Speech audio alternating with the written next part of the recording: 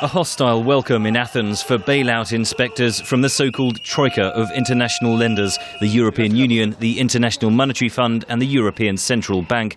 Greece desperately needs its next tranche of bailout money to fund debt payments in May that will total $12.8 billion. Talks have stalled for months over claims that Greece is dragging its feet over labour reforms.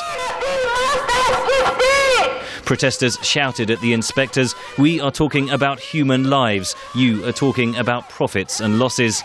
Since 2008, Greece's economy has shrunk by nearly a quarter. Unemployment is at 28%. The country has just posted a budget surplus of 1.5% of GDP. Good news after years of brutal austerity.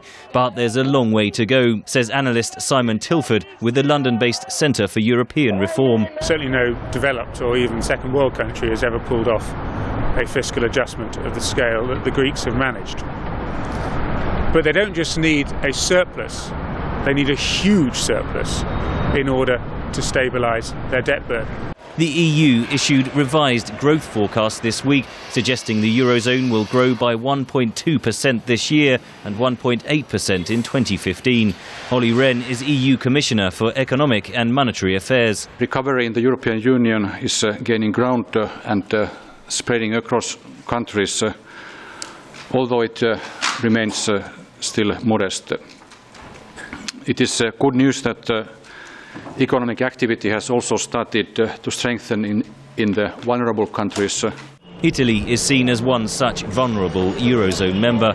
The former mayor of Florence, 39-year-old Matteo Renzi, became the country's youngest ever prime minister this week after ousting his party rival. In a speech to the lower house, he pledged to slash spending and taxes and revolutionise Italy's economy. Però c'è un passaggio che è ancora più grande.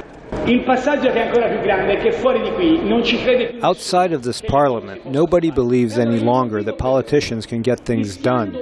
Therefore, at great risk, we have pledged to accelerate a process to implement reforms within precise deadlines. With political change in Italy and green shoots of recovery in the Eurozone, some EU politicians believe this is the beginning of the end of the euro crisis, says the Centre for European Reform's Simon Tilford. I think there is a risk of complacency, that a return to growth and relative calm on the financial markets is encouraging European policymakers to believe that they can get away without any significant institutional reforms of the Eurozone, i.e. without any pooling of risk, any fiscal mutualisation. Without those changes, many analysts fear Europe will fail to solve the inherent problems at the core of the Eurozone. But news that even the weaker economies are showing signs of life has been warmly welcomed after 7 years of austerity and stagnation. Henry Ridgwell for VOA News, London.